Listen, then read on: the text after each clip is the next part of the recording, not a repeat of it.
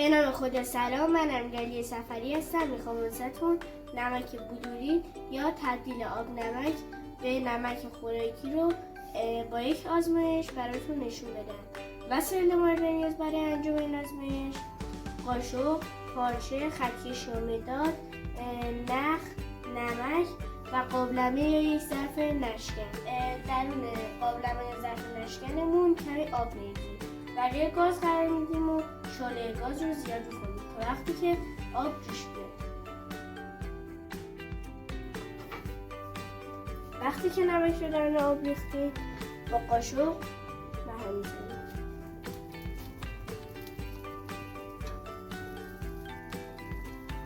همونطور که می‌بینید چون که مقدار نمکمون زیاده، نمک‌ها خیلی دیر درون آب حل میشه. درون آب حل نشه و همونطور که می‌بینید در دیوارهای ظرفمون نمک‌ها چسبیده. همونطور که ما توی سال‌های قبل چرخه آب رو خوندیم، وقتی نور خورشید به سطح دریاها و اقیانوس‌ها میتابه، آب اونها بخار میشه و نمکشون در کف آنها باقی میمونه.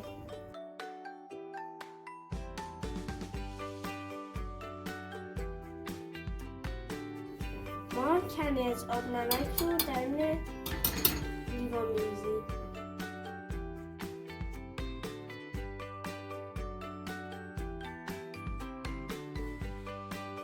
یه تیکه از نخمون رو به خطکش یا مدادمون گره می‌زنیم.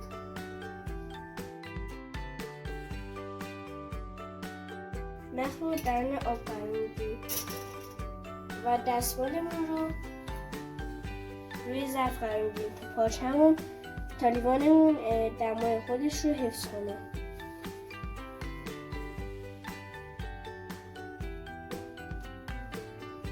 و ما باید چند ساعت این لیوان رو در جای ساکن قرار بدیم و ببینیم که چه اتفاقی میفته.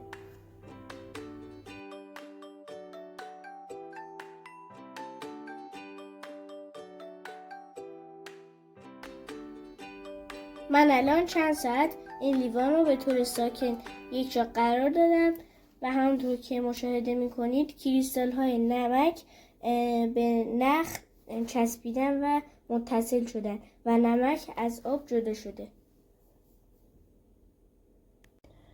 من این کریستال های نمک رو زیر میکروسکوپ قرار دادم تا شما بهتر مشاهدهشون کنید.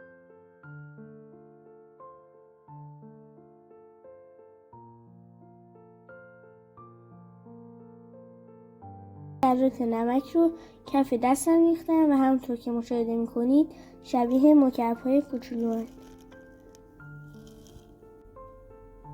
امیدوارم که از دیدن و انجام دادن این آزمایش لذت برده باشید و ممنونم که به آزمایش من توجه کردید.